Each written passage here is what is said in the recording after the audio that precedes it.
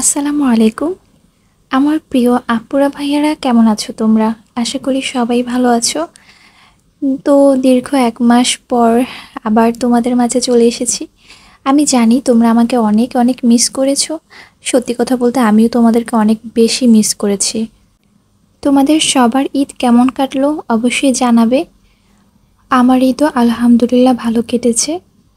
এখানে যারা আমার এসএসসি পরীক্ষার্থী আপুরা ভাইয়ারা আছো, তোমাদের জন্য অনেক অনেক দোয়া রইলো। তোমরা অবশ্যই মনোযোগ দিয়ে পড়াশোনা করো। আর অবশ্যই এখন কিন্তু কোনো গল্প শুনবে না, মনোযোগ দিয়ে পড়াশোনা করবে যাতে ভালো ভালো রেজাল্ট করতে পারো। আমি মন থেকে তোমাদের জন্য অনেক অনেক দোয়া করি, তোমরা সকলেই যেন ভালো রেজাল্ট করো। তো চলো আমরা গল্পে চলে যাই। শুরু করছি সঙ্গীর প্রণয়াসক্তি পর্ব ২৫। লিখেছেন সুরাইয়া রাফা। মস্ত বড় আলিশান বাড়িটা আজ ৬০-এর দশকের নামিদামি রাজপ্রাসাদের মতোই ঝাঁকঝমকপূর্ণ হয়ে সেজে উঠেছে। এটাকে এক ঝলক দেখায় কে বলবে যে এই বাড়িটাই গত কয়েক বছর যাবৎ মানবশূন্য হয়ে দিনাতিপাত করেছে।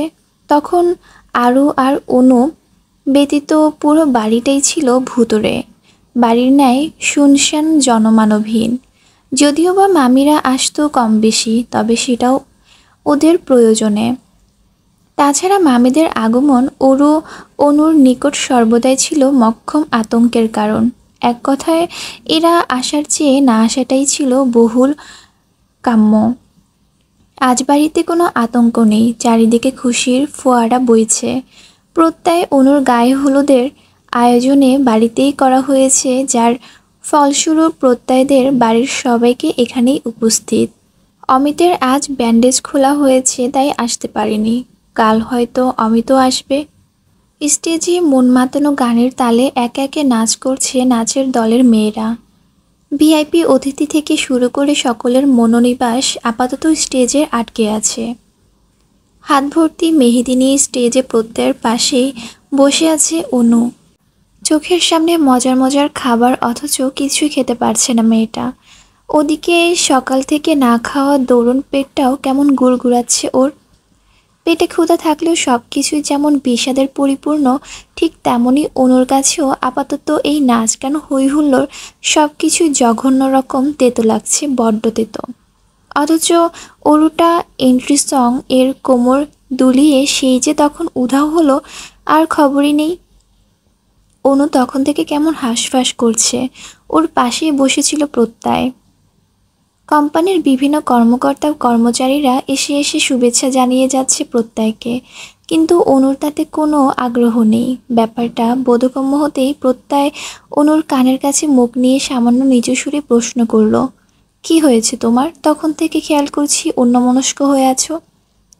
অনু বরাবরই পরিস্থিতি সামলানোর দায়িত্বশীল বড় মেয়ে। নিজের বিয়েতে অতিথি সকলের খাওয়ার আগে নিজের খিদে পাওয়ার মতো লজ্জাজনক কথাটা কৌশলে প্রত্যয়ের কাছে থেকে চেপে গেল ও। সামান্য হাসার চেষ্টা করে মুখ ফুটে অস্পষ্ট আওয়াজেই বলল, কই কিছু হয়নি তো। কিন্তু প্রত্যয় তো এতটাও বোকা কিংবা দায়িত্বজ্ঞানহীন ছেলে নয়। অনুকে সে যথেষ্ট ভালোভাবেই চিনে। তাই অনু বলা সত্ত্বেও সবার মাঝে থেকে স্টেজ খালি করে অনুকে নিয়ে সরাসরি অন্দরমহলের ভেতরে চলে যায় প্রত্যয়। যাওয়ার আগে নিজের বড় আপুকে ডেকে বলে অনুর রুমে যেতে ১ প্লেট কাচ্চি পাঠিয়ে দেওয়া হয়। একটু পরেই ওরা আসছে, তখন না হয় হলুদ লাগানো যাবে। রুমের ভেতরে প্রবেশ করে অনু ঠোঁট উল্টে বলল, এত মেহমানদের বসিয়ে রেখে আমাদের এভাবে চলে আসা কি ঠিক হলো?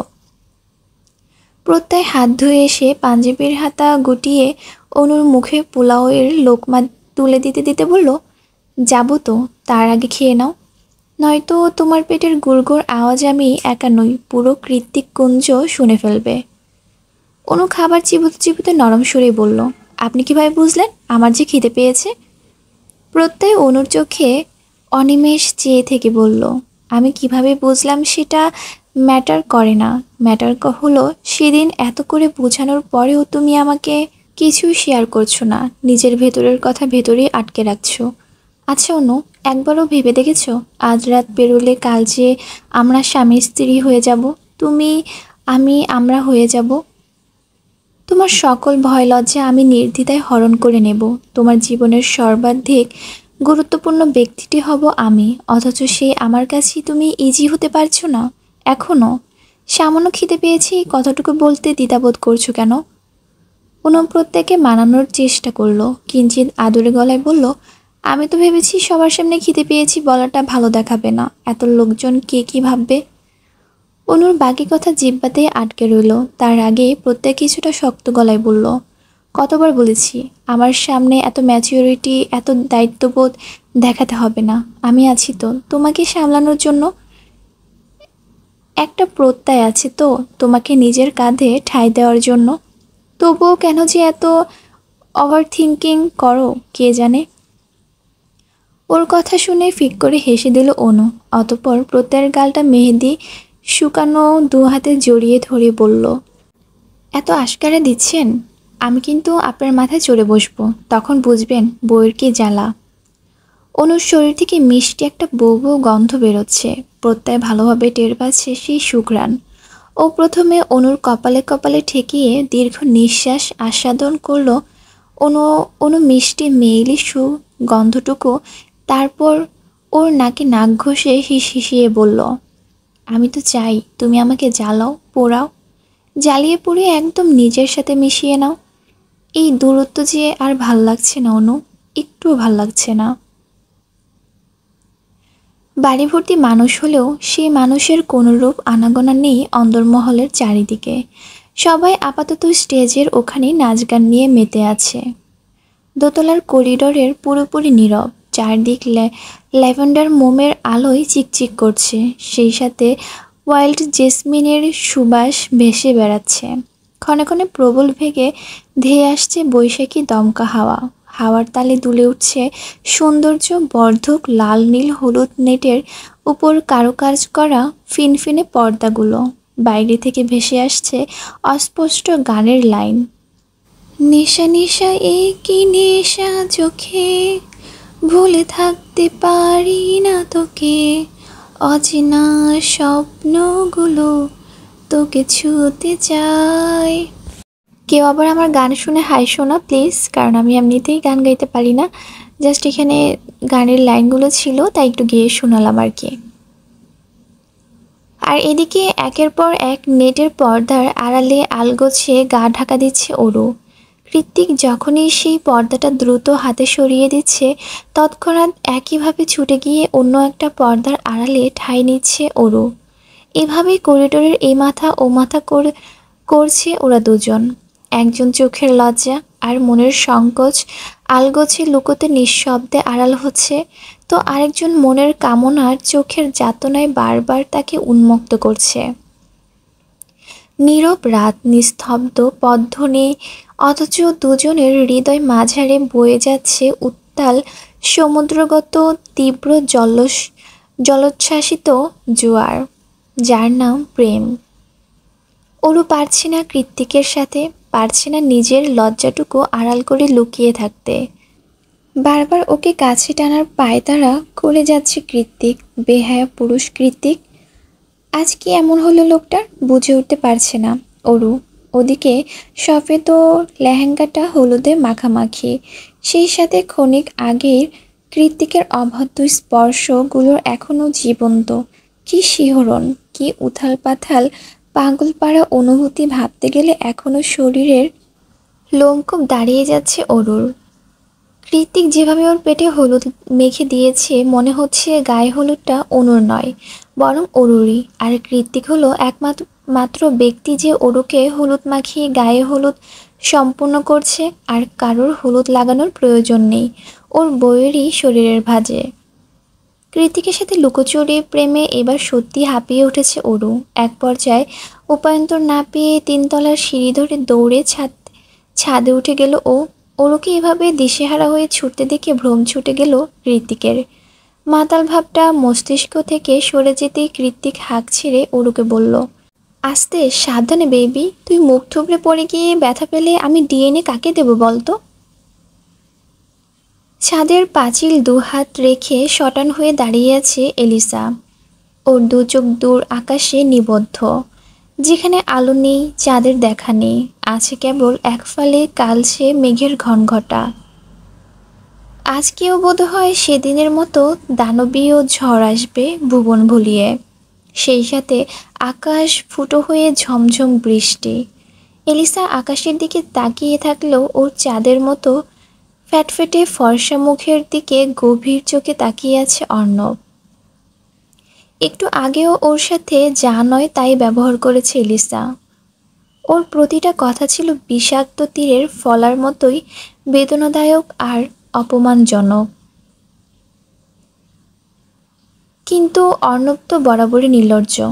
এলিসার কাছে ২ পয়সার দাম না পেলেও ওর ইমেজ এতটুকু ভাঙন ধরে না। এটা আজ বা কাল থেকে নয়, বরং বহু বছর আগে থেকেই। তাই তো এলিসার বলা তিক্ত কথাগুলোকে একপাশে সরিয়ে অকস্মাৎ পিছন থেকে ২ হাতে শক্ত করে ওর কোমর জড়িয়ে ধরল অর্ণব।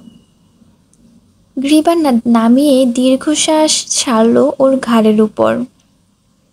অর্ণব ধরেছে থেকে এলিসা নিজেকে ছাড়ানোর জন্য ছটফট করছে, কিন্তু অর্ণব তাতে এক ফোঁটাও বিরক্ত নয়। উল্টো এলিসাকে আরও কাছাকাছি এনে ওর ঘাড়ে গলায় উন্মুক্তর মতো সামান্য জোর খাটিয়ে দাঁত বসিয়ে অর্ণব শুধালো, কি হয়েছে জান?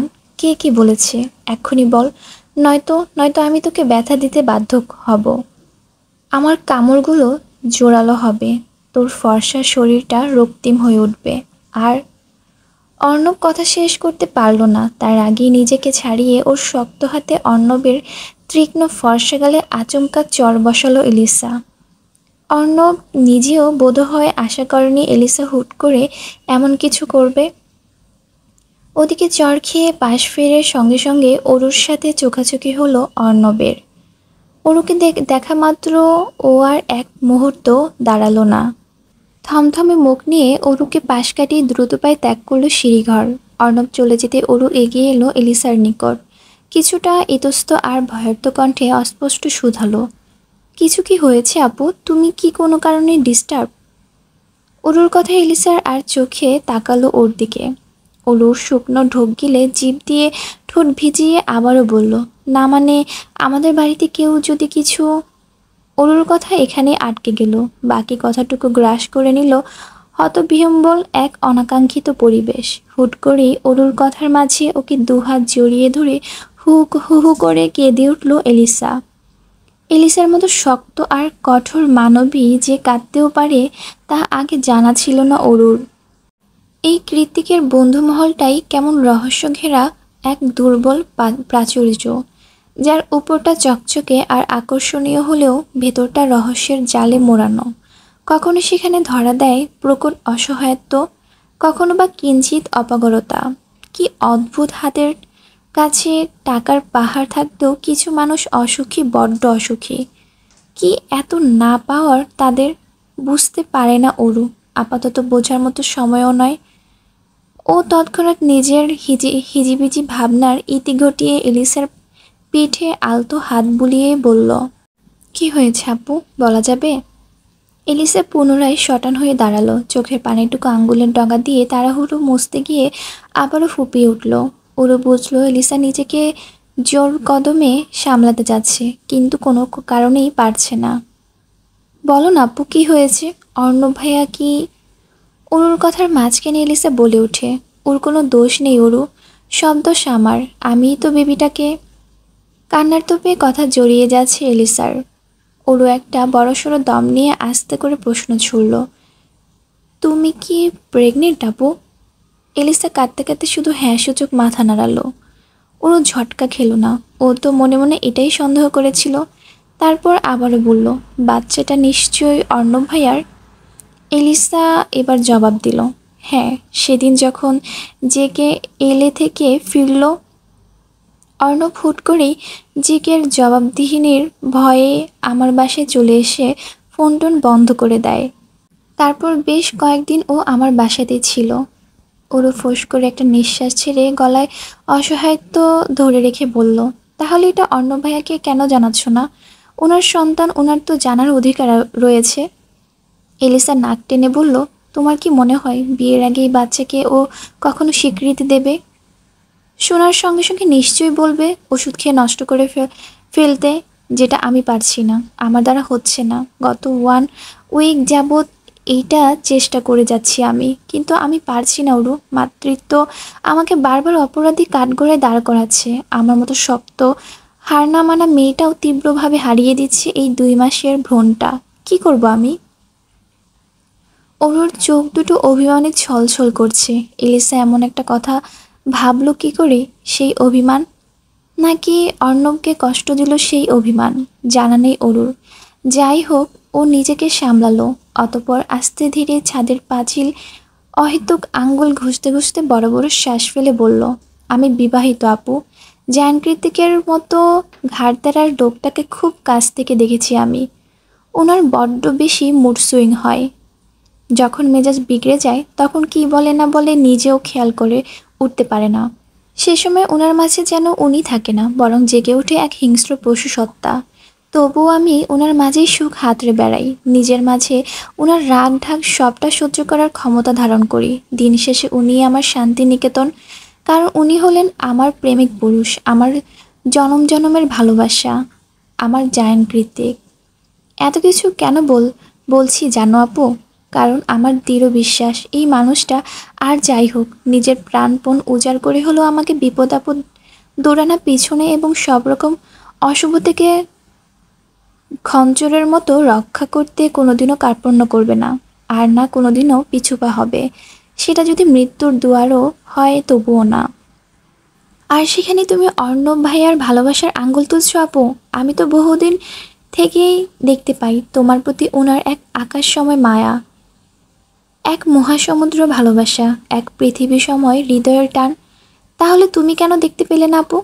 উনি তো কষ্ট পেলেন। যে তোমাকে বছরের পর বছর শর্তহীন ভালোবেসে গিয়েছে সে কষ্ট পেল। তোমার বাচ্চার বাবা কষ্ট পেল। যার অংশ তোমার উদরে একটু একটু করে বড় হচ্ছে সেই মানুষটা কষ্ট পেল। যে তোমাকে জীবনের প্রথম মাতৃত্বের স্বাদ উপভোগ করিয়েছে সেই মানুষটাই আঘাত পেল। ওরও গড়গড়িয়ে আরও কিছু বলবে তার আগে ওর 2 হাত শক্ত করে চেপে ধরে ফুঁপিয়ে উঠল এলিসা। কান্না জড়ানো কণ্ঠে ঠোঁট ভেঙে বলল, থামো ওরু, আর আর নিতে পারছি না আমি। অর্ণব কোথায়? ও কোথায়? আমার বাচ্চার বাবা কোথায়? ওকে ডেকে আনো। বলো যে আমার যত দ্রুত সম্ভব বিয়ে করে নিজের বক্ষস্থল ঠাঁই দিতে। আমি আর পারছি না, ওকে ছাড়া আর এক মুহূর্ত থাকতে পারছি না। কথাগুলো বলে কাঁদতে কাঁদতে হাঁটু ভেঙে ধপ মাটিতে লুটিয়ে পড়ল এলিসা। অরু হ্যাঁ সূচক মাথা নাড়িয়ে এলিসাকে শান্ত করে বলল, তুমি এখানেই থাকো আপু, আমি এক্ষুনি আসছি। অরুণ নিচে নেমে অর্ণবের ঘোর তালাশ করে দেখল অর্ণব ঘরে নেই। তাই একটু সন্দেহবশত এগিয়ে গেল কৃত্তিকের ঘরের দিকে, কারণ এই সময় অর্ণবের কৃত্তিক আর সায়রের কাছে থাকার সম্ভাবনা রয়েছে। হলো তাই অরু কোনোরূপ কড়ানাড়া ছাড়াই কৃত্তিকের রুমে প্রবেশ করলো। ভেতরে ঢুকতে দেখা মিলল ওদের 3জনকে। কৃত্তিক ভিডিও গেমটা পজ করে থমথমে মুখ নিয়ে গেমিং চেয়ারটাতে বসে আছে। অর্ণব আর সায়রও তাই চুপচাপ বসে আছে বেডের উপরে। দেখে মনে হচ্ছে অরুকে দেখা মাত্র ওরা একটু অস্বস্তিতেই পড়ল বটে। অরুর অবশ্য তাতে যায় আসে না, কিন্তু ও ভেতরে প্রবেশ করার আগে বাদশাদে কৃত্তিক বলে, কি হয়েছে অরু, কিছু বলবি? অরু হ্যাঁ সূচক মাথা নাড়ালে কৃত্তিক গম্ভীর গলায় বলে, রাতে শুনবো, এখন রুমে যা। কৃতিকের কথার ঘোর আপত্তি জানালো অরু। অরুর কথায় কোনোরূপ তোয়াক্কা না করে ভেতরে আসতে আসতে অরু বলে, আমার জরুরি কথা আছে। কৃত্তিক একটু শাসনের সুরেই বলল, বলেছি তো, এখন না, পরে শুনবো। দেখছিস না এখানে বড়রা কথা বলছে। আপনাদের কথা পরে শুনবো, আগে আমার কথা শুনুন। কৃত্তিক বুকের ভেতরের তপ্ত দীর্ঘ নিঃশ্বাসটা নাক দিয়ে বের করে একটু গম্ভীর গলায় বলল, বেবি রাগ উঠাস না, রুমে যা। রাতে তোর সব কথাই শুনবো। দরকার পড়লে সারা রাত না ঘুমিয়ে শুনবো, বাট নট নাও। এখানে বড়রা কথা বলছে। যদি আমার রুম থেকে যেতে ইচ্ছে না করে তো চুপচাপ বসে থাক। নো মোর সাউন্ড, ওকে? ওরও বুঝলো কৃত্তিক নাছোড়বান্দা, ওকে কিছুতে আলাদা কথা বলতে দেবে না এই নির্দয় লোকটা। তাই এবার উপায়ন্তর না পেয়ে অর্ণবের দিকে দৃষ্টিপাত করে অরু সবার সামনে বলে ফেলল, ভাইয়া, এলিসা আপু অন্তঃসত্ত্বা। অরুর কথাতে যেন ঘরময় বজ্রপাতের আওয়াজ হলো। সায়র, অর্ণব, এমনকি কৃতিক পর্যন্ত হতবম্বের মতো চেয়ে আছে অরুর পানে। সবাই এখনো ভ্রম থেকে বেরোতে পারেনি বিধায় অরু পুনরায় অর্ণবকে ডেকে বলল, আপু ছাদে অপেক্ষা করছে। এবার একে একে টনক নড়ল সবার। এই মুহূর্তে ওদের চোখে সবচেয়ে বড় অপরাধী অর্ণব। সায়র তো রাগ দমাতে না পেরে কটমটিয়ে বলে উঠল, শালা ধান্দাবাজ, বাসর ফাসর সেরে বাচ্চা পয়দা করে এখন এখানে এসে ইনোসেন্ট সাজা হচ্ছে, তাই তো? বেচারা অর্ণব চরম অসহায়ত্বর মতো চুপসানো মুখে সায়রের ঝাড়ি মেরে বলল, আমি কি জানতাম নাকি যে এক বাসরিয়ে বাচ্চা হয়ে যায়? তাহলে অন্তত গেস করা যেত। তৎক্ষণাৎ বিরক্তি প্রকাশ পেল সায়রের চোখে মুখে। ওর চোখে এই মুহূর্তে মির্জাফরের চেয়েও বড় বেঈমান এই বন্দুকগুলো। নিজের ইমোশন সামাল দিতে না পেরে ও কৃতিক আর অর্ণবকে তর্জনী দিয়ে ইশারা আর ব্যথাতুর সুরেই বলে উঠল, তোদের একটাকেও আমি আর বিশ্বাস করি না। আমাকে না নিয়ে কীভাবে বাসা করে ফেললি তোরা? একটু মনে পড়লো না আমার কথা, এই সিঙ্গেল ছেলেটার কথা? কৃতিক ওর কথায় 2 পয়সা পাত্তা দিল না, উল্টে অর্ণবের দিকে তাকিয়ে সিরিয়াস হয়ে শুধালো, কি করবি এখন? অর্ণব মৃদু হেসে একটু লাজুক হওয়ার ভান ধরেই বলল, কি আর করব, বাচ্চার মাকে বউ বানাবো। কৃতিক অর্ণবের কথায় সম্মতি জানিয়ে বলল, ওকে ফাইন, প্রত্যয়নের গায়ে হলুদটা শেষ হোক, দেন আমরা কোনো একটা রেজিস্ট্রি অফিসে যাব। রেজিস্ট্রি ম্যারেজ হয়ে গেলে তারপর না হয় কোনো একটা চার্চে নিয়ে ফাদারের আশীর্বাদ নিয়ে আসবি তোরা। সায়র উৎসুক হয়ে কৃতিকের কথায় বাম হাত ঢুকিয়ে বলল, ভাই এত রাতে রেজিস্ট্রি ম্যারেজ? কে খুলে রাখবে তোদের জন্য রেজিস্ট্রি অফিস? কৃতিক বসা ছেড়ে উঠে এলো, অতঃপর সায়রের কাঁধে হাত রেখেই বলল, বাংলাদেশে এক ধরনের কাগজের প্রচলন আছে বন্ধু, যেটার মাধ্যমে শুধু রেজিস্ট্রি অফিস কেন, গণভবনও 24 ঘন্টা খুলে রাখা যায়। অর্ণব আর সায়র মাত্রই কৃতিকের রুম থেকে বেরিয়ে গেল। অরু এখনও এক কোণায় দাঁড়িয়ে আছে। কৃতিকের এতক্ষণ নজর গেল অরুর দিকে, যে ঠোঁট নাক ফুলিয়ে কপাল কুঁচকে দাঁড়িয়ে আছে। অরুকে দেখে কৃতিক এগিয়ে এসে আলতো হাতে ওর নাক টেনে দিয়ে শুধালো, হোয়াট হ্যাপেন হার্টবিট? খেয়ে ফেলবি নাকি? নিজেকে লবণ মরিচ মাখিয়ে প্রিপেয়ার করে আনবো কিনা বল? কৃতিকের এই মধুর আওয়াজ তেতো ঠেকল অরুর নিকট। এই লোক ওকে ভাবেটা কি আসলে? পিচি বাচ্চা নাকি ফিডার খাওয়ার দুধের শিশু? কোনো কথাই বলতে দেয় না, আশ্চর্য। তৎক্ষণাৎ মনে মনে কৃতিকের সঙ্গে কোনোরূপ কথা আদান প্রদান না করার দৃঢ় প্রতিজ্ঞাবদ্ধ হলো অরু। অতঃপর নিজের প্রতিজ্ঞায় অটল থাকায় উদ্দেশ্য ওর প্রশ্নের কোনো জবাব না দিয়ে ফুসফুস করতে করতে কৃতিকের রুম ত্যাগ করল অরু। আগে হলুদ না লাগিয়ে এখান থেকে আমি এক পাও নড়ব না, ব্যাস। সায়র ভ্রুকুঞ্চিত করে বলল, নড়বে না মানে? তোমার আব্বাজান নড়বে। রেস ওয়াক থেকে বিলবোর্ড সায়র কখনো লাস্ট হয় না, আর এই সামান্য হলুদের অনুষ্ঠানে আমি লাস্ট হব? No way. তাছাড়া বউজাতি সবসময় বরজাতির পেছনেই অবস্থান করে, দেখলে না তখন অরু জেকের পরে এসে হলুদ লাগালো। বউজাতি আর বরযাত্রী বলতে যে কোনো এলিয়েন জাতি হয় সেটা আপনার মুখেই প্রথম শুনলাম। অবশ্য আশ্চর্য হওয়ার সেরকম কিছু নেই, আপনি তো পাগলু একটা। হ্যাঁ, শুধু তোমার পাগলু, ছিঙ্কু। স্যার মাথায় হাত বুলিয়ে দেবের মতো একটু ভাব ধরতেই নীলিমা চোখ গরম করে বলে, এই এই কি বললেন আপনি? সন্ধ্যা রাতের ইতি টেনে গভীর রাত ঘনিয়ে আসছে। চারিদিকে জোর কদম হাওয়া দিচ্ছে। মনে হয় খানিক বাদে ঝুম বৃষ্টি মুখরিত হবে ধরণী। অথচ অনু আর প্রত্যয়ের হলুদ সন্ধ্যার এখনও ইতি ঘটেনি। এর কারণ একটাই, সায়র আর নীলিমা তখন থেকে জায়গা দখল করে দাঁড়িয়ে আছে।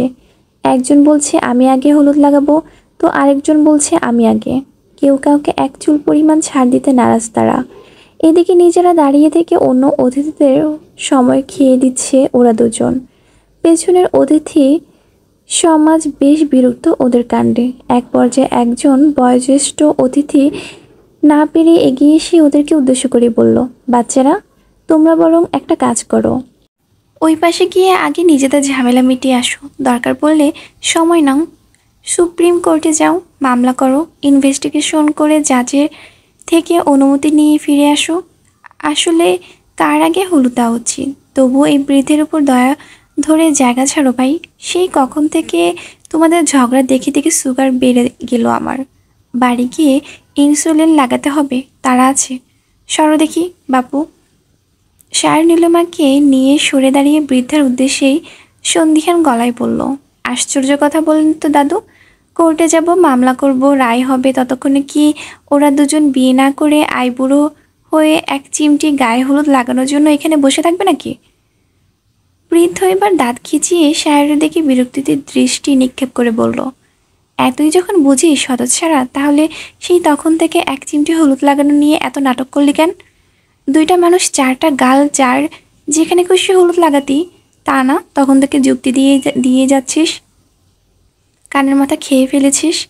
তোরা দুজন এই হলুদ অনুষ্ঠান থেকে বয়কট, এক্ষুনি এক্ষুনি বিদায় হ।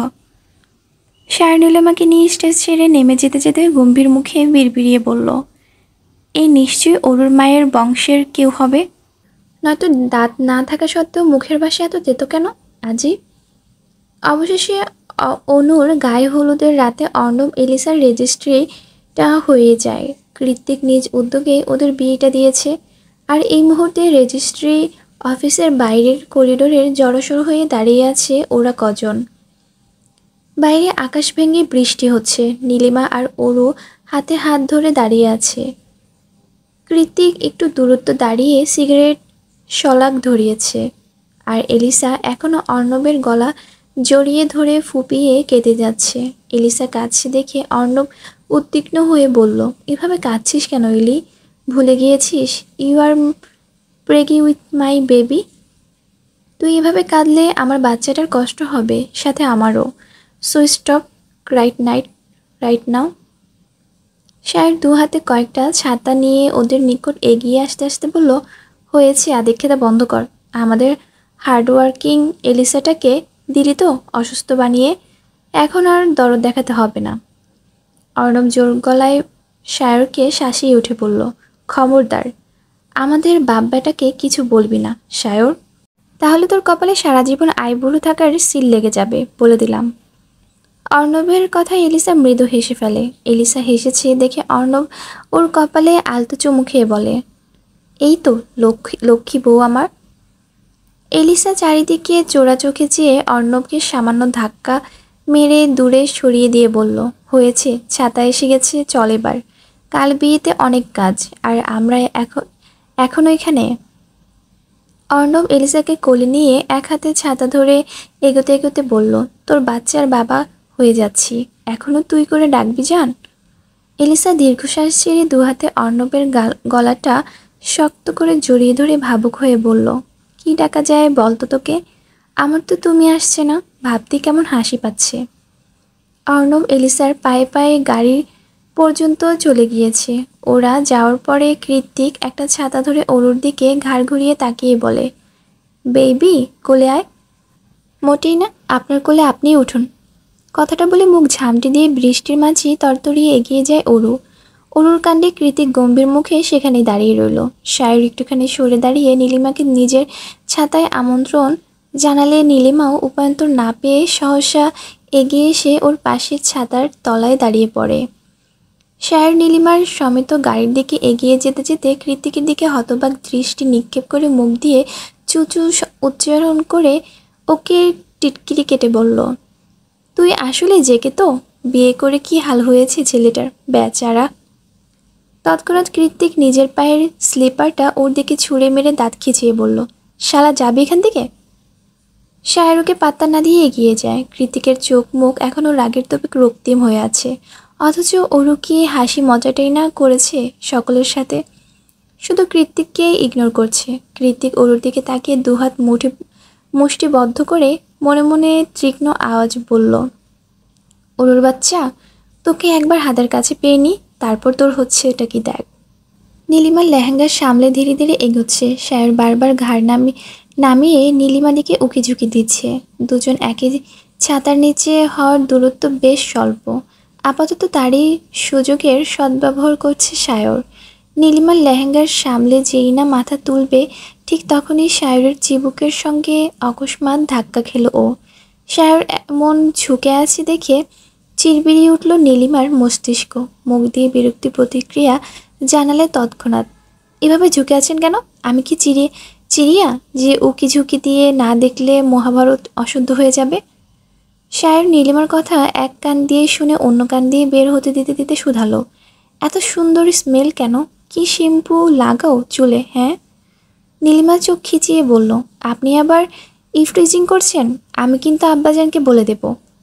নীলিমা ছাতার তলা থেকে বেরিয়ে দ্রুত হাঁটছে। শায়র কিছুটা তাড়াহুড়ো করে এগিয়ে এসে আবারও নীলিমার মাথায় ছাতা ধরে রাশভারী গলায় বলল, এই মেয়ে, সমস্যাটা কি?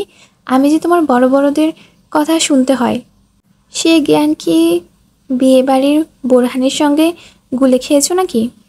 নীলিমা হাঁটার গতি পুরোপুরি থামিয়ে দিয়ে শায়রের দিকে পূর্ণ দৃষ্টিপাত করে বলল, ওই জন্যই তো বলছি বড়দের মতো থাকুন। সম্মানিত ব্যক্তি হয়ে বাচ্চাদের পেছন ঘুরঘুর করছেন কেন শুনি? শায়র এবার পায়ে পায়ে এগিয়ে এসে নীলিমার সঙ্গে কিছুটা ঘনিষ্ঠ হয়ে দাঁড়ালো। তারপর ঘাড়টা কিঞ্চিত নিচে নামিয়ে গলার আওয়াজ ক্ষীণ করে বলল, মনের সাথে মন মিলাতে চাই বলে, তোমার আব্বাজানকে শ্বশুর বানাতে চাই বলে। শায়রের কথা শুনে নীলিমা একটুখানি পিছিয়ে গিয়ে ঠোঁট টিপে বলে উঠল, আব্বাজান কিন্তু এখনও আছলা বাঁশ হাতে নিয়ে বাড়ির আশেপাশে বিদেশি বাদরটা খুঁজে বেড়ায়। নীলিমার কথা শুনে ফাটা বেলুনের মতো চুপসে গেল শায়রের মুখখানা। নীলিমা দাঁড়ালো না, শায়রের হাত থেকে ছাতাটা কেড়ে নিয়ে সহসা এগিয়ে গেল সামনের দিকে। শায়র পেছন থেকে হাঁক ছেড়ে বলল, তবুও তোমার আব্বাজানের শ্বশুর বানাবো আমি, কথাটা মনে রেখো। পরক্ষণেই মুখ কাচুমুচু করে একাই বিড়বিড়ালো, একটু আধটু বাঁশ খেলে কিছু হয় না। রাতের শেষ প্রহর চলমান, পুরো কৃত্তিককুঞ্জ ভীষণ নিস্তব্ধতায় ছেয়ে আছে। ঘুমের ঘরে সবাই বিভোর। বাইরে বৃষ্টি থেমে গিয়ে হিমেল হাওয়া বইছে। ঠান্ডা হাওয়ার ক্ষণে ক্ষণে কেঁপে উঠছে ঘুমন্ত অরু।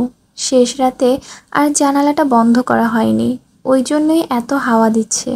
কিন্তু ঘুমের মধ্যে উঠে গিয়ে জানালা বন্ধ করার মতো শক্তিও নেই অরুর। তাই শীতল হাওয়া গায়ে মাখিয়ে কিছুটা জড়সড় হয়ে নির্বিঘ্নে ঘুমিয়ে আছে মেয়েটা। শীতল ঠান্ডা আর কোমলতার মাঝে একখণ্ড খড়খড়ে হাতের উষ্ণ পরশে আচমকায় কম্পিত হয়ে উঠল ঘুমন্ত অরুর তনু শরীরটা। অরু ঘুমের মাঝেও স্পষ্ট টের পাচ্ছে কেউ একজন ওর তুলতুলে নরম উদরে আবেশিত আঙ্গুল বুলাচ্ছে, সেই সাথে টুকরো টুকরো চুমুতে ভিজিয়ে তুলছে সর্বাঙ্গ। লোকটা অরুর কপাল, ঠোঁট, গলা, এরপর আরেকটু নিম্নভাগে স্পর্শ করতেই হকচকিয়ে চোখ খুলল অরু। চারিদিক নিকষ আধারে তলিয়ে আছে অন্ধকারের, কারোর মুখ দেখা যায় না। তবু স্যান্ডালউড পারফিউমের সুবাসটা নাকে ঠেকতে স্বস্তির নিঃশ্বাস ছাড়ল অরু। অতঃপর গলা খাদে নামিয়ে শুধালো, আপনি এখানে?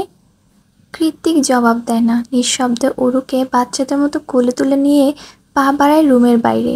কৃত্তিক এভাবে তুলে নিয়ে যাচ্ছে দেখে অরু উদ্বিগ্ন আওয়াজ অথচ বেশ নিচু সুরেই বলল, আরে কোথায় নিয়ে যাচ্ছেন এই রাত দুপুরে? কৃত্তিক এক হাত দিয়ে নিজের রুমের দরজা খুলে ভেতরে ঢুকল আর ঢুকতে ঢুকতে চড়ানো গলায় বলল, বউকে ছাড়া যেয়ে ঘুম আসছে না। অরু ভ্রুকুঞ্চিত করে বলল, আপনি আবার ড্রিঙ্ক করেছেন? কৃত্তিক না সুযোগ মাথা নাড়িয়ে বলল, ওরা সেলিব্রেশন করেছে, কিন্তু বিশ্বাস কর আমার একটুও নেশা হয়নি। আমি তো এখন নেশা করব। কথা শেষ করে অরুকে বিছানায় ছুঁড়ে মারল কৃত্তিক। অরু হকচকিয়ে উঠে বসে ব্যথাতুর গলায় বলল, আহ, ব্যথা পেলাম তো। কৃত্তিক নিজের টি শার্ট খুলে মেঝেতে ছুঁড়ে ফেলে দিয়ে ওর দিকে এগিয়ে আসতে আসতে হাসকিটা নেই বলল, you know what baby, you are my yummy মাঝি আম্মি, like my personal dessert. Aru ঝাঁঝিয়ে উঠে নাক শিকই তুলে বলল, আপনার মাথাটা একদম খারাপ হয়ে গিয়েছে, এক্ষুনি লেবু পানি খাওয়াতে হবে, দাঁড়ান নিয়ে আসছি। অরুকে এক পাও নড়তে দিল না কৃত্তিক, উল্টো অরুর আঙ্গুলের ভাঁজে আঙ্গুল ঢুকিয়ে মুখটাকে অরুর গলায় ডুবিয়ে দিতে দিতে হিসিয়ে বলল, আজকে রাতে একটু খারাপ অ্যালাউ কর, কালকে একদম ভদ্র হয়ে যাব, প্রমিস। রয়্যাল প্যালেসের ন্যায় লাইট গোল্ডেন থিমে সাজানো হয়েছে পুরো কৃত্তিক কুঞ্জ। সকাল সকাল ভৃত্যরা কাজে লেগে পড়েছে।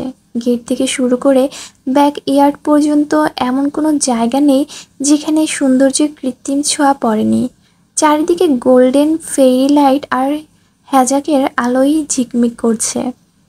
গায়ে হলুদের অনুষ্ঠান কোনো ড্রেস কোড থিম না থাকলেও বিয়েতে বরকনের সঙ্গে মিলিয়ে ড্রেস কোড থিম দেওয়া হয়েছে বেবি পিঙ্ক কালারের যে কোনো দেশীয় পোশাক। অতিথিদের বহুলাশি রাতে আসবেন, তবে সন্ধ্যা নাগাদই বাড়িতে মানুষের কলরব শুরু হয়ে গিয়েছে। বিয়ে বাড়ির স্বাদ আস্বাদের সবাই ব্যস্ত, সেই সাথে হাতে হাতে কোমল পানীয় তো আছেই। শায়র, অর্ণব, এলিসা, ক্যাথলিন ওরা একসাথে দাঁড়িয়ে আড্ডা দিচ্ছে। একই রঙের বিভিন্ন কারুকাজের ঝাঁকঝমক পোশাকে বিয়ে বাড়ির সবার নজর কাড়তে সক্ষম ওরা কজন। সবাইকে বলে দেওয়া হয়েছে তারা কৃত্তিককুঞ্জের ছোট সাহেবের বিলেত ফেরত বন্ধুবান্ধব। এক কথায় আজকের অতিথিদের মধ্যে সবচেয়ে বড় আকর্ষণীয় তারাই। এছাড়াও মামির বাড়ির সবাই এসেছে আজ, এমনকি রেজাও। আজ রেজাকেও বেশ হাসি খুশি লাগছে, চোখে মুখে গম্ভীরতা কটকতা কোনো কিছুর লেশমাত্র নেই ওর। রূপা আজ শাড়ি পরেছে আর মোখলেস চাচা পাঞ্জাবি। বিয়ে উপলক্ষে ওদের জন্য আলাদাভাবে এই উপহারগুলো পাঠিয়েছে কৃত্তিক নিজেই। মোখলেস চাচা কিছুটা হাসি খুশি থাকলেও রূপার চোখ মুখ থমথমে, সমগ্র মুখশ্রীতে মলিনতা বিরাজমান। হয়তো এখনও বিয়েটা স্বাভাবিকভাবে নিতে পারছে না মেয়েটা।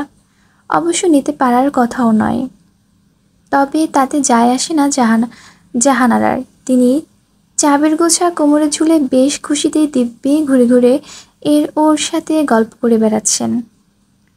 সন্ধ্যা নাগাদ তিথিও এসেছে নিজেদের দামি দামি শাড়ি গহনা মুড়িয়ে পটের বিবিটি সেজে। সাথে তার বিলভড হাজবেন্ড খন্দকার সাহেবও আছেন। বড় বড় ভিআইপি গেস্টরা এখনও অনুপস্থিত, হয়তো সময়ের সাথে সাথে তারাও চলে আসবেন। যে সকল টুকটাক ভিআইপি অতিথিরা উপস্থিত হয়েছেন তাদেরকে আপাতত সময় দিচ্ছেন আজমেরি শেখ। বেশ কয়েকজন অফিস ক্লায়েন্টদের সাথে কুশল বিনিময় করায় তিনি যখন বেশ ব্যস্ত, ঠিক সে সময় হুট করে একজন প্রতিবেশী এসে তাদের কথার মাঝখানে ঢুকে কিছুটা উৎসুক হয়ে আজমেরি শেখকে জিজ্ঞেস করলো, আচ্ছা আপা, আপনার ছোট মেয়েটাকে তো দেখলাম না, ওকে দেখার খুব ইচ্ছে জানেন। আমাদের ছেলে আছে, ভালো ইঞ্জিনিয়ারিং পড়ে, যদি বিয়ে দিতেন। মহিলা কথা শেষ করার আগেই আজমেরি শেখ অপ্রস্তুত হয়ে এদিক ওদিক তাকিয়ে নিজের অ্যাসিস্ট্যান্টকে শুধালেন, কৃত্তিক কোথায়? এখানে নাই তো? আমি চাই না অনুর বিয়েতে কোনোরূপ ঝামেলা ঝাঁটি হোক। আজমেরি শেখের এহেন অগ্রাহ্য ভঙ্গিমার মহিলাটি হতবাক, অপমানও বোধ করলেন কিছুটা। মনে মনে ভাবলেন তিনি কি জিজ্ঞেস করলেন, আর আজমেরি শেখ কেমন বিরূপ প্রতিক্রিয়া করলো। এ আবার কেমন আতিথেয়, আজীব। নীলিমা সেজেগুজে এসে মাত্রই অরুর রুমে প্রবেশ করলো। দরজা খোলাই ছিল। খাটের উপর বসে লেজ নাড়ছে ডোরা। ওকে একটা সুন্দর বারবি ড্রেস পরিয়ে বসিয়ে রাখা হয়েছে। নীলিমা রুমে এসে প্রথমে ডোরাকে একটু আদর করে অরুর দিকে চাইল। অরু এখনও কানে টানা ঝুমকো পরা নিয়ে বেশ কসরত করে যাচ্ছে। নীলিমা এগিয়ে গিয়ে অরুর হাত থেকে দুলটা নিয়ে ওকে পরিয়ে দিতে দিতে ওর প্রশংসা করে বলল, তোকে মাত্রা অতিরিক্ত সুন্দর লাগছে রে অরু। আর এই লম্বা চুলগুলো, ইস কি সুন্দর, কারো নজর না লাগুক। তারপর একটু দুষ্টুমি করে বলল, অবশ্য যার নজর লাগার সে অলরেডি লাগিয়ে দিয়েছে। অরু মৃদু হেসে নীলিমাকে অভিবাদন জানিয়ে বলল, তোকে বুঝি কম সুন্দর লাগছে? হবুদুল্লা ভাই তোর রূপের আগুনে ঝলসে গেল বলে। যাক ঝলসে, বারবিকিউর হয়ে যাক, তাতে আমার কি? কথাটা বলে নীলিমা এক ফালি মুচকি হাসি ফেরত দেয়। পরক্ষণেই ভাবুক হয়ে অরুকে শুধায়, হ্যাঁ রে, নিজে সবাইকে দেখলাম, কিন্তু তোর বর মহাশয়কে তো দেখলাম না, সে কোথায়? প্রত্যুত্তর অরু ঠোঁট উল্টে কিছুটা অন্যমনস্ক হয়ে বলে, উনি তো সকালবেলা অফিসে গিয়েছে, কি দরকারি কাজ আছে বলে বলেছিল তো সন্ধ্যার আগেই ফিরে আসবে, কি জানি এখনও আসলো না কেন? নীলিমা দীর্ঘশ্বাস ছেড়ে বলল, বুঝলাম, কিন্তু অনু আপা কোথায় বলতো? ওরও ঘুরে দাঁড়িয়ে ডোরাকে কোলে তুলে নিয়ে বলে, আপাকে তো সেই বিকালবেলায় মেয়েরা সাজাতে এসেছিল, তারপর তো আর বের হলো না, চল গিয়ে দেখে আসি। তাছাড়া এমনিতেও আপা সেই সকাল থেকে কান্নাকাটি করছে, আমি সামনে গেলে আমারও কেমন কান্না পেয়ে যাচ্ছে। নীলিমা অনুর সাথে আর মন খারাপের নদীতে জোয়ার দিল না, উল্টো স্বাভাবিক কণ্ঠে বলল, চল গিয়ে দেখে আসি।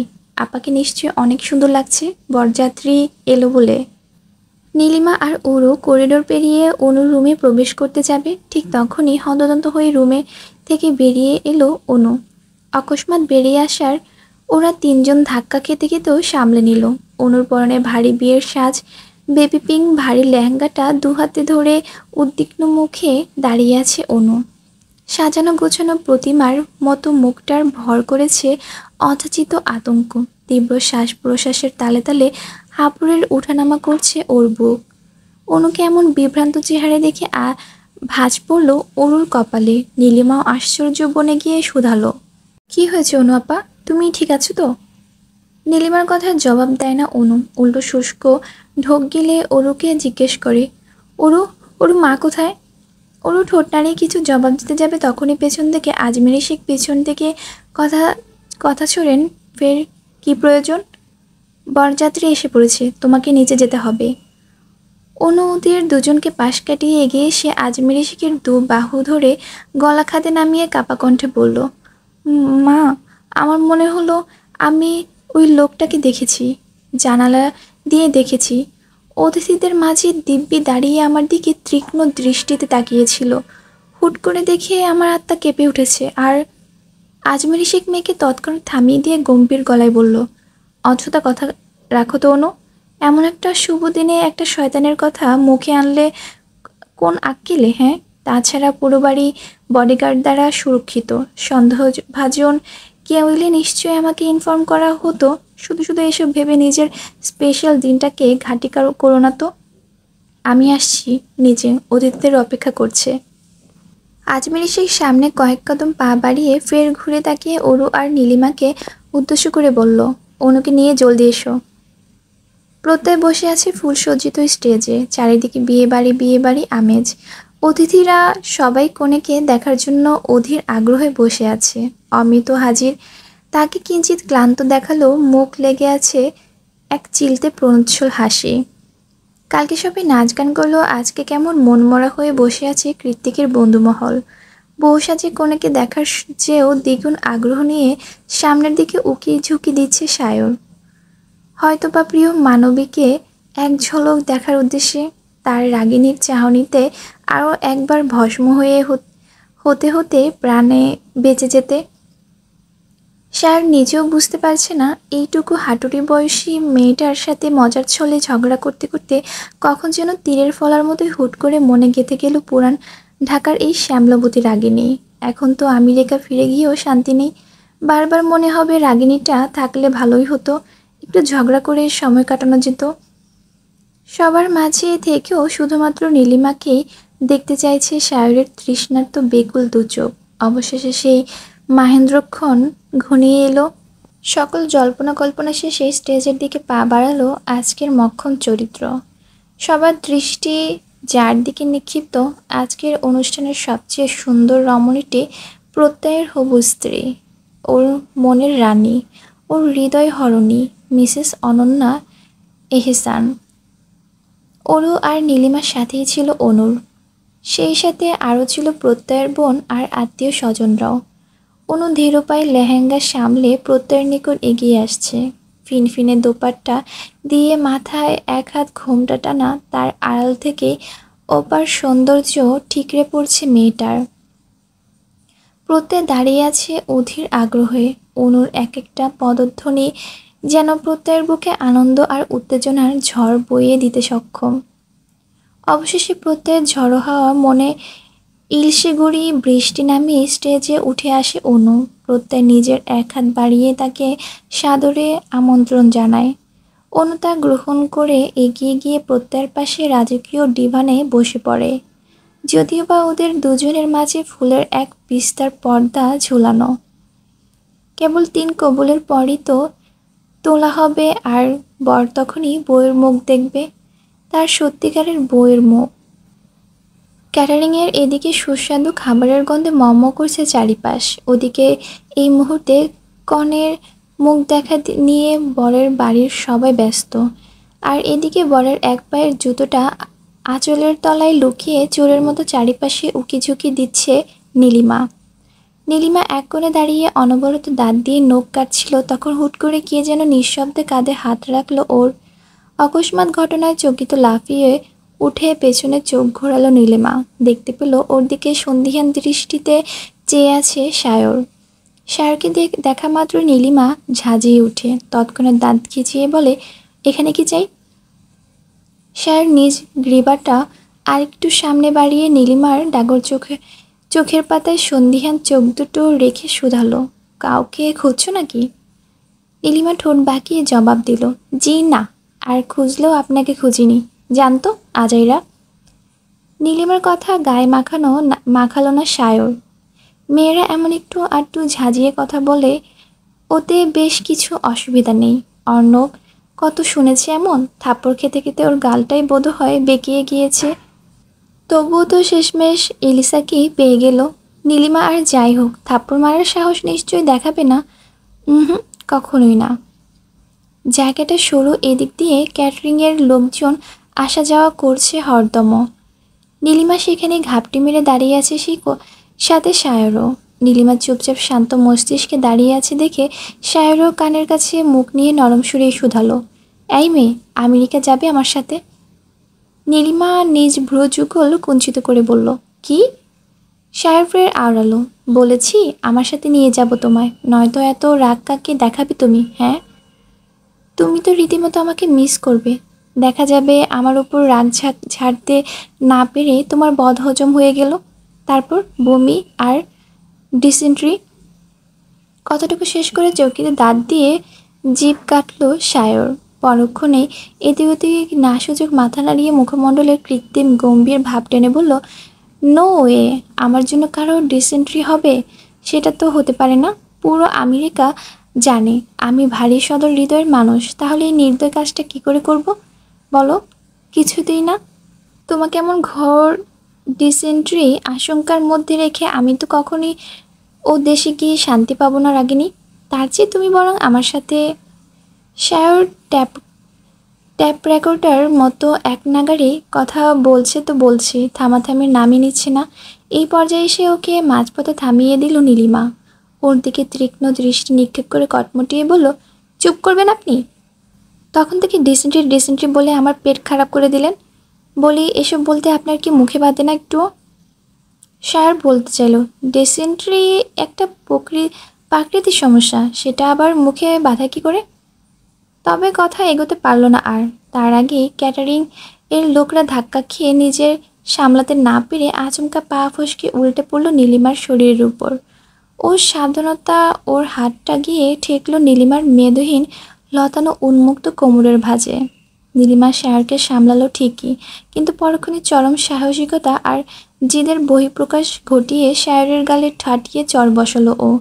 আচমকা চর খেয়ে সায়র অগ্নি দৃষ্টি নিক্ষেপ করলো নীলিমার পানে, কিন্তু তার চেয়েও বেশি অজ্ঞান দেখা গেল নীলিমার চোখে মুখে।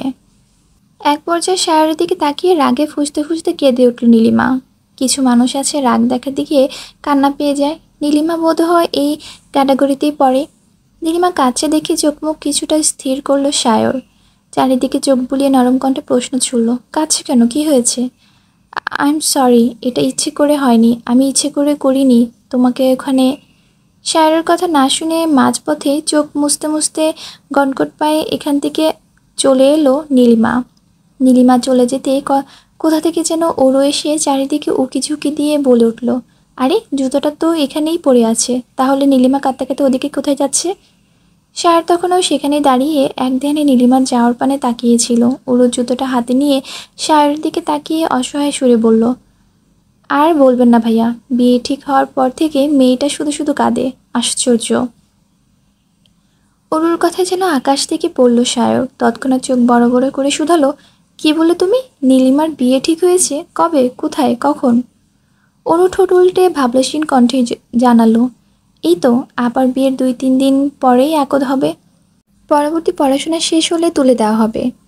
সায়রের গলা ধরে এসেছে। অরুর কথার পাছে ও আর দ্বিতীয় প্রশ্ন করে উঠতে পারল না সাহস দেখিয়ে। কেমন যেন পুরো দুনিয়া দুলছে ওর চোখের সামনে। তাই অরু আর দাঁড়ালো না, জুতোটা নিয়ে হেলে দুলে চলে গেল অন্দরমহলের দিকে। অন্দরমহলের ভেতরে প্রবেশ করে সিঁড়ি ছাপিয়ে দোতলার করিডোরে পা রাখতে থমকে গেল অরু। পা দুটো আটকে রইল সেখানেই। দক্ষিণের বাতাসে দোদুল্যম্ব জানালার দিকে মোমবাতিগুলো সব নিভে পড়ে আছে। সেখানেই শটান দাঁড়িয়ে নিকোটিন ধোঁয়া ছাড়ছে এক দীর্ঘদেহী পুরুষ। লোকটা উল্টো হয়ে দাঁড়িয়ে আছে। তবে অরুর তাকে চিনতে অসুবিধা হলো না খুব একটা। তাই খুব বেশি না চিন্তা করি সহসা এগিয়ে গিয়ে পেছন থেকে লোকটাকে ডেকে উঠল অরু। অমিত ভাই। অমিতের বন্ধুসুলভ আচরণের বরাবরই বিমোহিত অরু। কখনো এমন কোনো ঘটনা কিংবা আচরণ ওর নজরে পড়েনি যার কারণ অমিতের এড়িয়ে যেতে হবে কিংবা ঘৃণ নজরে দেখতে হবে। তবুও সেদিনের ঘটনার পর থেকে কৃত্তিকের ভয়ে বলা চলে অমিতের এক প্রকার এড়িয়ে চলছে অরু। কিন্তু আজ তো সে বাড়ি বয়ে এসেছে। তার উপর বহুদিনের অসুস্থতা ছাপিয়ে একটুখানি সুস্থ হয়েছে লোকটা। সেই সুবাদে অমিতের সাথে নিজ থেকে কথা বলার জন্য এগিয়ে গেল অরু। অমিত ঘুরে তাকালো অরুর আস্তরিক হেসে শুধালো, অমিত ভাই এখন ঠিক আছেন? পায়ের কি অবস্থা? অরুর প্রশ্নে একটু একটু করে হাসি ঠোঁটের আগায় খেলা করে গেল অমিতের। অতঃপর হেসে জবাব দিল। অমিত বলল, এখন ঠিকঠাক।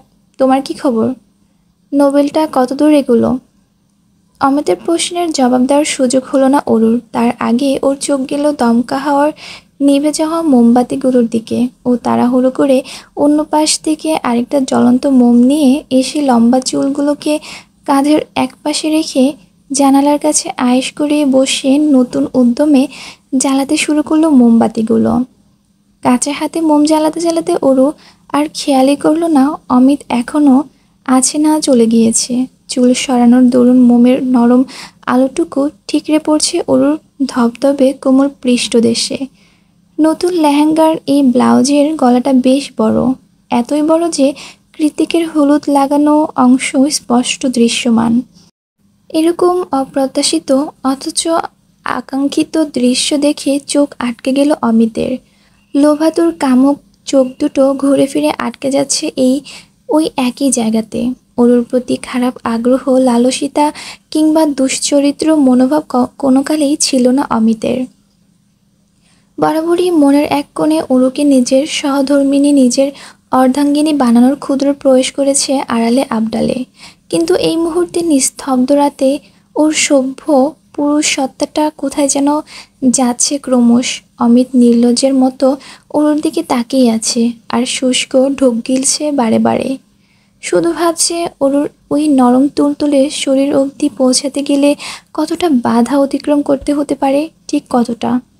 অমিত যখন অরুর দিকে তাকিয়ে আবেশিত ঘোরের বিভোর, সেই ঘোরের মাঝেই হুট করে কপাল কুঁচকে গেল ওর। অস্পষ্ট অমিত অরুর পিঠের দিকে হাত বাড়িয়ে বলে ওঠে, কি লেগে আছে? হলুদ হলুদ, এখানে হলুদ কে লাগালো? অমিতের হাতটা অরুর পিঠে ছুঁই ছুঁই, হয়তোবা মেগা সেন্টিমিটার দূরত্ব এখনও অবশিষ্ট, আবার তার কমও হতে পারে।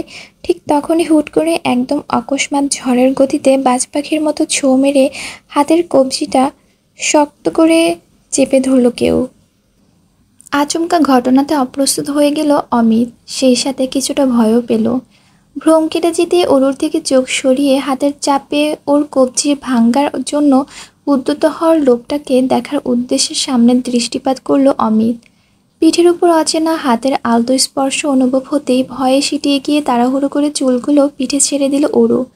তারপর হকচকিয়ে পিছনে ঘাড় ঘুরিয়ে তাকাতেই অজানা ভয়ে হৃদয় নেড়ে উঠল ওর। তৎক্ষণাৎ শুকনো ঢোক গিলে কয়েক কদম পিছিয়ে গেল অরু। দেখল ওরই সামনে অমিতের কবজিটা চেপে ধরে চোয়াল শক্ত করে দাঁড়িয়ে আছে স্বয়ং কৃত্তিক। পুরো বাড়ি ভর্তি সকলে বেবি পিঙ্ক থিমের জামা কাপড় পরে থাকলেও কৃত্তিক পরনে এখনো ব্ল্যাক স্যুট। এক হাতে কিছু ফাইল, দেখে বোঝা যাচ্ছে মাত্রই অফিস থেকে ফিরেছে সে। আর এই মুহূর্তে আগ্নেয়গিরি দাবানলের মতোই হুড়হুড় করে আগুনের লেলিহান জ্বলে উঠছে ওর সমগ্র মস্তিষ্ক জুড়ে। কিন্তু কৃতিক সুকৌশলে, যার ফলস্বরূপ নিজের মেজাজটাকে সুকৌশলে সামলালো ও কয়েক মুহূর্ত বাদে অমিতের হাতটা আস্তে করে ছেড়ে দিয়ে গভীর অথচ মসৃণ আওয়াজে প্রশ্ন ছুড়ল অমিতকে, কি করছিলে তুমি এখানে? অতিথিরা তো সব নিচে অপেক্ষা করছে। কৃতিকের কথার পেছনে অমিত আমতা আমতা করে মাথা চুলকে বলল, এই তো স্মোক করতে এসেছিলাম, তারপর হুট করেই অরুর সাথে দেখা হয়ে গেল, তাই না অরু? অরুর দিকে তাকিয়ে ফিকে হাসল অমিত। পরক্ষণে কৃতিকের দিকে তাকিয়ে পুনরায় অমিত বলে, আমি নিচে গিয়ে দেখছি কাজী সাহেব এলো কিনা, তোমরাও চলে এসো কেমন? অপ্রস্তুত ভঙ্গিতে কথাটুকু শেষ করে দ্রুত পদধ্বনি দোতলা ত্যাগ করে অমিত। অমিত চলে গিয়েছে কি যায়নি নিজের ঘাড় ফুটিয়ে অরুর সামনে এসে কোনোরূপ কথা কিংবা জবাবদিহিতা ছাড়াই ওর গালে নিজের সর্বশক্তি প্রয়োগ করে চর বসালো কৃত্তিক। চরটা এত জোরে ছিল যে অরুর চুলের পাঁচ ক্লিপটা ছিটকে পড়ল অদূরে।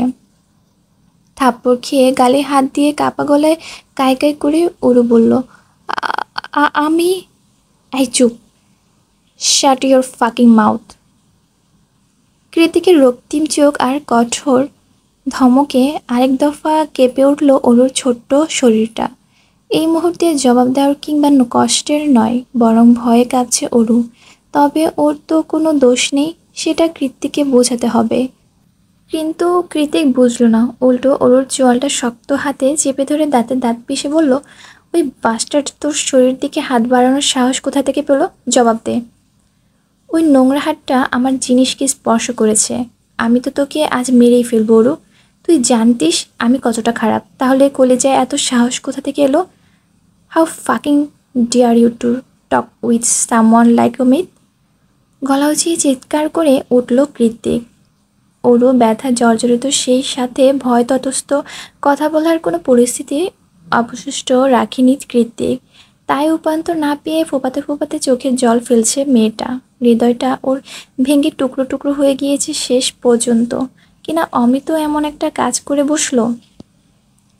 কৃতিক দমল না, একইভাবে ওরুর গালটা চেপে ধরে বলল, আমি জানি তুই কিছু করিসনি, তুই বুঝতে পারিসনি এমন কিছু হবে, কিন্তু তুই অন্যায় করেছিস অরু, ঘর অন্যায় করেছিস।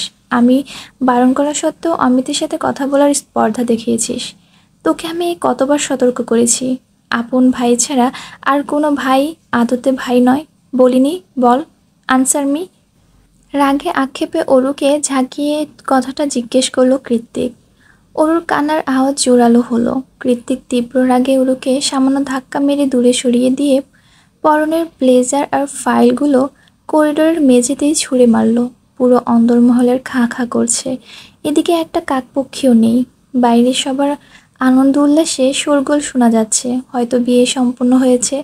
এটার জন্যই তো এতক্ষণ অপেক্ষা করছিল কৃতিক। বিয়ে সম্পূর্ণ হয়েছে ব্যাপারটা বুঝতে পেরে অরুকে ওর রুমে আটকে রেখে হাতে একটা হকি স্টিক নিয়ে নিজের সফেদ রঙের শার্টের হাতাটা গোটাতে গোটাতে নিচে চলে যায় কৃতিক। যাওয়ার আগে ওরকে উদ্দেশ্য করে তীর্যক কণ্ঠে বলে, আমি ফেরার আগ পর্যন্ত এখান থেকে এক পাও নড়লে তোর খবর আছে, এই দেহে প্রাণ থাকবে না। কৃতিক হকি স্টিক সমেত নিচে এসে সরাসরি প্রত্যয়ের মাকে জিজ্ঞেস করলো, অমিত কোথায়? প্রত্যয়ের মা বিয়ে বাড়ির ব্যস্ত সময়ে পার করছেন, তাই কোনো কিছু খেয়াল না করেই তিনি বললেন, ও তো বাবা মাত্রই বেরিয়ে গেল। কি জরুরি কাজ আছে বলল। কৃতিক আর দাঁড়ালো না সেখানে, বড় বড় পা ফেলে বাইক নিয়ে সোজা বেরিয়ে গেল কৃতিকগঞ্জ থেকে। আর কেউ খেয়াল না করলেও এই পুরো ঘটনা খেয়াল করলো কৃতিকের বন্ধুরা। কৃতিক বেরিয়ে যাওয়ার সঙ্গে সঙ্গে এলিসা তড়িঘড়ি করে বলল, অর্ণব শায়র, ওকে আটকা জলদি, নয়তো যাকে মারতে যাচ্ছে তাকে আজ মেরেই ফেলবে। অর্ণব শায়র আর ঘটনা বোঝার জন্য অপেক্ষা করল না। কোনো কিছু না ভেবে ওরাও বাড়ির গাড়িটা নিয়ে দ্রুত গতিতে বেরিয়ে পড়ে কৃতিকের পিছু পিছু। জ্যোৎস্না মাখা রাত। অমিতকে পাওয়ার জন্য খুব বেশি দূর যেতে হলো না কৃতিকের। মহল্লা ছাড়ানোর আগেই অমিতের সাদা টয়োটা গাড়িটা ধরে ফেলল ও। কৃতিকের চোখে গাড়িটা পড়ার সঙ্গে সঙ্গে কোনো কিছুর আশঙ্কা না করেই একেবারে অমিতের গাড়ির সামনে গিয়ে স্ট্যান্ড করলো বাইক। মাথার হেলমেটটা খুলে বাইকের পেছন থেকে হকি স্টিক নিয়ে গাড়ির জানালায় কড়া নাড়তেই জানালার কাছ নামালো অমিত। জানালার কাছ নামাতেই কৃতিকের থমথমে মুখটা দেখে কিছুটা হতবাক চাহনি নিক্ষেপ করে অমিত বলে ওঠে, কৃতিক তুমি এখানে? গাড়ি থেকে নামো আগে বলছি। অমিত কিছু না ভেবে ধীর পায়ে গাড়ি থেকে নেমে এলো। অতঃপর কৃতিক হাতের হকি স্টিক দিকে তাকিয়ে আশ্চর্য হয়ে বলল, কি হয়েছে? কৃতিক জবাব দিল না, বলল, আই এম সরি অমিত। এরপর আর কোনো কথা নয়, সরাসরি অমিতকে হকি স্টিক দিয়ে আক্রমণ করে বসল কৃতিক। কয়েক ঘা শক্ত প্রখার শরীরে আছড়ে পড়তে কিছুটা টলে পড়ল অমিত, কিন্তু ও নিজেও তো ছেড়ে দেওয়ার পাত্র নয়। যথেষ্ট বনবান পুরুষ অমিত। কিছুদিন আগের অ্যাক্সিডেন্টের কারণে শক্তির কিছুটা ক্ষয় হলো, এখনও দুর্বল নয় যে কৃতিকের হকি স্টিকের প্রহারে বিপরীত ও চুপচাপ হাত গুটিয়ে বসে থাকবে। এবং সেই শক্তিরই বহিঃপ্রকাশ ঘটালো অমিত। উঠে গিয়ে শক্ত হাতে ঘুষি ছড়ালো কৃতিকের নাক বরাবর। তৎক্ষণাৎ নাক ফেটে রক্ত বের হলো কৃতিকের। কৃতিক সেটা আলগোছে মুছে নিয়ে ঠোঁট কামড়ে আঙ্গুলের ইশারায় অমিতকে বলল, good job, just hit me, না হলে তোমাকে মারতে আমার অনুশোচনা হচ্ছে। You fucking psychopath. কথাটা আওড়ায় ওকে মারতে গিয়েও মারল না অমিত। থেমে গিয়ে উল্টো চিল্লিয়ে উঠে বলল, কেন মারছো তাহলে? কিসের শত্রুতা আমার সাথে তোমার? কৃতিক অমিতকে পুনরায় হকি স্টিক দিয়ে মারতে মারতে বলল, I am sorry Amit, but তুমি খুব বড় মিস্টেক করে ফেলেছ। জানতে চাও সেটা কি? অমিতের শরীর ফেটে রক্ত বেরোচ্ছে, তবুও চোখে মুখে একরাশ কৌতূহল নিয়ে কৃতিকের পানে চাইল অমিত। কৃতিক চোয়াল শক্ত করে বলল, আজ যে মেয়েটাটিকে তুমি নোংরা চোখে চেয়েছিলে, যার শরীর লালসা করে হাত বাড়িয়েছিলে, ওই মেয়েটা আমার বিয়ে করা বউ, আমার সম্পত্তি, আমার heartbeat, even she is my everything, bastard.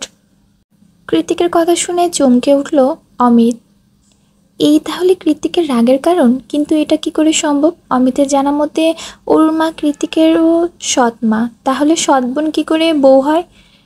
O M G, Isa his blunder. কিন্তু এখন কৃতিক নিশ্চয় এত বড় ভুলের জন্য অমিতকে ছেড়ে দেবে না। অমিত চুপচাপ শুষ্ক ঢোক গিলছে দেখে কৃতিক পুনরায় বলে, আগেরবার সতর্ক বার্তা হিসেবে শুধু গাড়ি অ্যাক্সিডেন্ট করিয়ে ছেড়ে দিয়েছিলাম, তারপরেও ক্রমাগত একই ভুল করে গিয়েছো তুমি অমিত। কৃতিকের শেষ কথাটা শোনা মাত্র অমিত হতবিম্বল হয়ে পড়ে। মনে মনে ভাবে, আগেরবারও অরুর ব্যাপারের কথা বলে যাওয়াটা সময় অনাকাঙ্ক্ষিত দুর্ঘটনায় শিকার হতে হয়েছিল ওকে, আর এখনও। নিজের কথা শেষ করে কৃতিক পুনরায় অমিতকে হকি স্টিক দিয়ে প্রহার করতে যাবে, ঠিক তখনই কোথা থেকে যেন ছুটে এসে সায়র অর্ণব দুজন মিলে তাড়াহুড়ো করে ধরে ফেলল হকি স্টিকটা। সেই সাথে সামলাতে ব্যস্ত হয়ে পড়ল উগ্র মেজাজি কৃতিককেও। অন্দরমহল এখনও নিস্তব্ধ, কারো কোনো সাড়া শব্দ নেই। হয়তো এখনও সবাই বাইরে স্টেজে ওখানে বড় কোণে নিয়ে মেতে উঠে আছে, অথচ ওরও এখানে একা রুমে বসে বসে হাঁটুতে মুখ গুজে চোখের জল ফেলছে। লম্বা পরিপাটি চুলগুলো এলোমেলো হয়ে আছে, থাপ্পড়ের আঘাতে গালটা জ্বলে যাচ্ছে, মনে হচ্ছে হা করলেও ব্যথায় টনটন করে উঠছে। কৃতিকের মুখের আগেই হাত উঠে যায় শরীরে, যা ওর প্রচণ্ড ভয় পায়। ওই জন্যই তো সবসময় ওইসব কাজ এড়িয়ে চলে যেগুলো কৃতিকের অপছন্দ, কিন্তু আজ না চাইতেও সে একই কাজ করলো ও। আর অমিত, যে মানুষটাকে ওর চোখ বন্ধ করে বিশ্বাস করলো, ভাইয়ের মতো ভরসা করলো, এমনকি কৃতিকের সাথে পর্যন্ত যাকে নিয়ে তর্ক করলো, সে কিনা এভাবে সুযোগ নেওয়ার চেষ্টা করলো। ছি, ভাবলেই গা গিনগিন করে উঠছে ওর। কাঁদতে কাঁদতে মাথাটা ধরে এসেছে ওর। একটু ঘুমাতে পারলে ভালো হতো। তার উপর নিচে আপা কী করছে কে জানে। ওর মস্তিষ্কেও প্রবাহমান হাজারো ভাবনার ছেদ ঘটল কৃতিকের আগমনে। কৃতিক রুমে প্রবেশ করতেই ঝকঝকে লাইটের আলোয় ওরও দেখল ওর নাকে মুখে রক্ত লেগে আছে। নিজের স্বামীর এহেন অবস্থা দেখে ওরও উদ্বিগ্ন হলো বটে, কিন্তু মুখ ফুটে কিছুই জিজ্ঞেস করলো না, তীব্র অভিমানে। কৃতিক কোনো কিছু জিজ্ঞেস করার ফুসরতও দিল না। এগিয়ে এসে ওর হাতটা ধরে টানতে টানতে নিয়ে গেল রুমের বাইরে, অতঃপর কোলে তুলে সিঁড়ি ভেঙে একবারে নিচে বিয়ের আসরে। বিয়ে বাড়িতে তখনও ওদের দুজনের কেউ খুব একটা খেয়াল করেনি, কিন্তু যখন কৃতিক ওরুকে টেনে এনে সবার মাঝে দাঁড় করে ওর সমগ্র মুখ মণ্ডল চুমুতে চুমুতে ভিজিয়ে দিতে শুরু করলো, ঠিক তখনই পায়ের তলায় মাটি কেঁপে উঠল উপস্থিত সকলের।